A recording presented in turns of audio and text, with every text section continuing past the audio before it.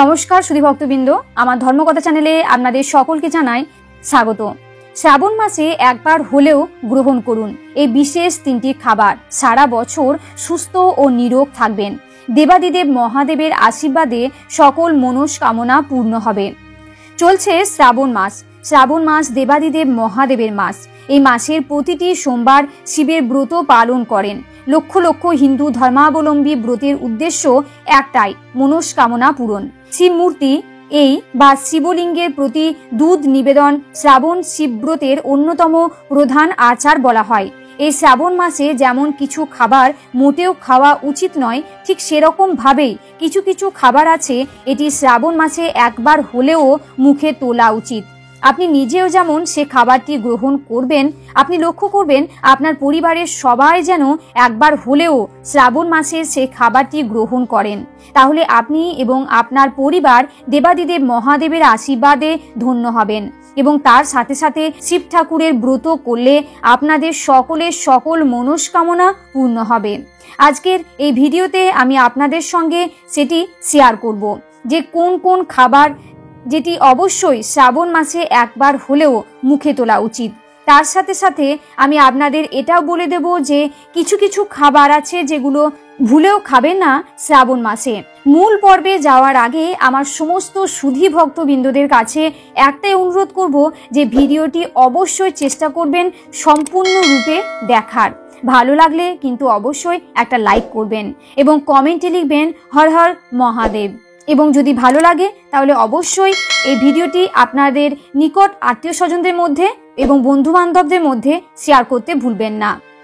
পুরাণ অনুসারে এই শ্রাবণ মাসেই সমুদ্র মন্থন হয়েছিল, আর সেই সমুদ্র মন্থনে উঠে আসা বিষ যা নিজের কণ্ঠে ধারণ করে নীলকণ্ঠ হয়েছিলেন মহাদেব। হিন্দু ধর্মে বিশ্বাস করা হয় তাই এই মাসে মহাদেবের পুজো করলে অনেক পুণ্য লাভ হয়। পুণ্য লাভের সাথে সাথে মনস্কামনা পূরণের জন্য আমাদের অবশ্যই এই মাসে কিছু নিয়ম বিধি মানা উচিত, কিছু আচার পালন করা উচিত। সমুদ্র মন্থনে যেমন বিষ উঠে এসেছিল সেরকমই উঠে এসেছিল অমৃত, সেটা আমাদের ভুললে চলবে না। শ্রাবণ মাসে তাই বিশেষভাবে খেয়াল রাখতে হবে যে কোন খাবার বিষ এবং কোন খাবার অমৃত। শ্রাবণ মাস মানে বর্ষাকাল, আর বর্ষাকাল মানেই নানা প্রকার রোগ জীবাণু ও ব্যাধি। তাই আমাদের সবার সতর্ক হওয়া উচিত এবং সঠিক খাবার গ্রহণ করা উচিত। শ্রাবণ মাসে মহাদেবের প্রিয় কিছু জিনিস আছে যেগুলো অবশ্যই আমাদের একবার হলেও গ্রহণ করা উচিত এবং চেষ্টা করবেন শ্রাবণ মাসের সোমবারটিতেই সে খাবারটি গ্রহণ করতে। এই যে তিনটি খাবার আমি বলে দেব, এই তিনটি খাবারই মহাদেবের অত্যন্ত প্রিয়। প্রথমেই যে খাবারটির কথা বলবো সেটি হচ্ছে ডাবের জল। ডাবের জলে রয়েছে টক্সিন দূর করার ক্ষমতা। ডাবের জল যেমন মহাদেবের অত্যন্ত প্রিয়, সেরকমই ডাবের জল পান করলে শরীরের শক্তি আসে, রোগ প্রতিরোধ ক্ষমতা বৃদ্ধি পায়। অনেক রোগ থেকেও সুরক্ষা দিতে কাজ করে ডাবের জল। ডাবের জল খেলে ওজনও নিয়ন্ত্রণে থাকে।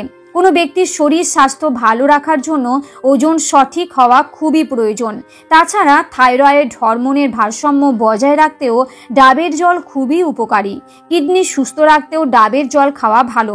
তাহলে বুঝতেই পারছেন যে ডাবের জল হচ্ছে অমৃতের সমান। প্রকৃতির অদ্ভুত একটি দান ডাবের জল শ্রাবণ মাসে অবশ্যই একবার হলেও পান করুন। চেষ্টা করুন শ্রাবণ মাসের সোমবারে, আমি বলে দিয়েছি তার মধ্যে একদিন ডাবের জল পান করতে এবং পরিবারের সবাইকে খাওয়াতে। এবার দ্বিতীয় যে খাবারটি একবার হলেও গ্রহণ করবেন সেটি হচ্ছে নারকেল। নারকেল যেমন স্বাস্থ্যগুণে ভরপুর একটি ফল, ঠিক সেরকম ভাবেই পুজো পাঠের ক্ষেত্রে একটি অত্যন্ত পবিত্র ফল। সমস্ত দেব এবং দেবীর পুজোতে নারকেল কিন্তু লাগে। নারকেল গাছকে অত্যন্ত শুভ মানা হয় এবং নারকেলে রয়েছে প্রচুর স্বাস্থ্যগুণ। এই শ্রাবণ মাসে অবশ্যই একবার হলেও নারকেল খাওয়া উচিত। নারকেল তেলের প্রচুর স্বাস্থ্যগুণের মধ্যে যেমন নারকেল হার্টকে সুস্থ রাখে, ঠিক সেরকম ভাবে হজম শক্তি বাড়িয়ে তোলে।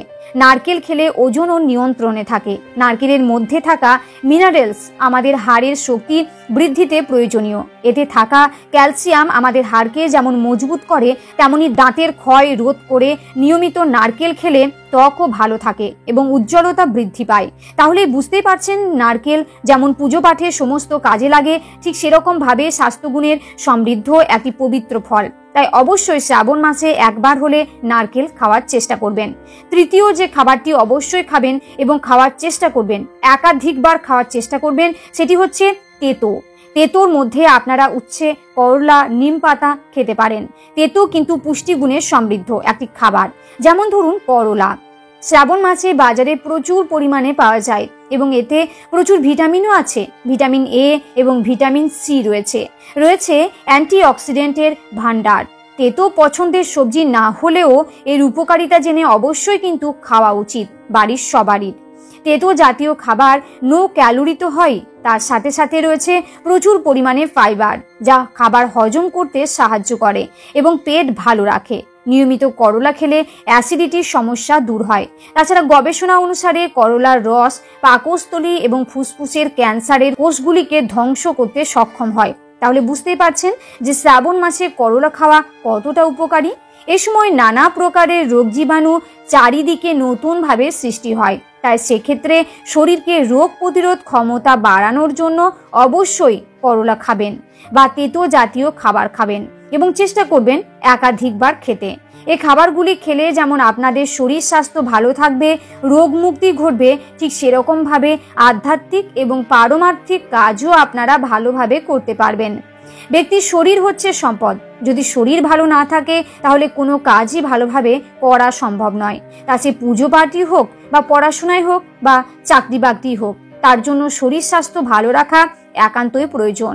যে ব্যক্তি বা যে পরিবার রোগে ভোগে তারা বুঝতে পারেন যে কত অর্থ অপচয় হয়। তাই দরকার সুস্বাস্থ্যের এবং ব্যক্তির সুস্বাস্থ্যের জন্য শ্রাবণ মাসের যেমন এই 3টি খাবার অবশ্যই গ্রহণ করবেন, ঠিক সেরকমভাবে কিছু কিছু খাবার অবশ্যই বর্জনীয়, সে খাবারগুলি কখনোই গ্রহণ করবেন না। এবার আমরা জানবো যে শ্রাবণ মাসে কোন খাবারগুলি আমরা বর্জন করব। প্রথমে আসি সবুজ শাক পাতা। সবুজ শাক পাতা শ্রাবণ মাসে খাওয়া একদমই উচিত নয়, কারণ এই সময় শাকের মধ্যে নানা প্রকারের জীবাণু তৈরি হয়। এই জন্য এই সময় শাক পাতা একদমই খাবেন না। এই মাসটা শাক বর্জন করুন। পুষ্টিগুণে সমৃদ্ধ হলেও যেহেতু নানা প্রকারে জীবাণু এর মধ্যে বাসা বাঁধে, সেই জন্য শ্রাবণ মাসে শাক পাতা না খাওয়াই ভালো। সবজির মধ্যে বেগুন এ সময় খাবেন না এবং চেষ্টা করবেন যে কাঁচা দুধ একদমই না খেতে। শ্রাবণ মাসে কাঁচা দুধ শিবলিঙ্গে অর্পণ করা হয় এবং চেষ্টা করবেন কাঁচা দুধ খাবার হিসেবে গ্রহণ না করার। এছাড়া আরো অনেক কিছু খাবার আছে, আমি এগুলোই বললাম। আজকের এই ভিডিওটি এখানেই শেষ হলো। যদি এই ভিডিওটি দেখে আপনাদের ভালো লাগে তাহলে অবশ্যই একটা লাইক করবেন এবং কমেন্টে লিখবেন হর হর মহাদেব। এবং চ্যানেলে যদি নতুন হয়ে থাকেন তাহলে প্লিজ চ্যানেলটি সাবস্ক্রাইব করে পাশে থাকবেন। সকলেই ভালো থাকুন, সুস্থ থাকুন এবং সকলকে জানাই শ্রাবণ মাসের সোমবারের শুভেচ্ছা। নমস্কার।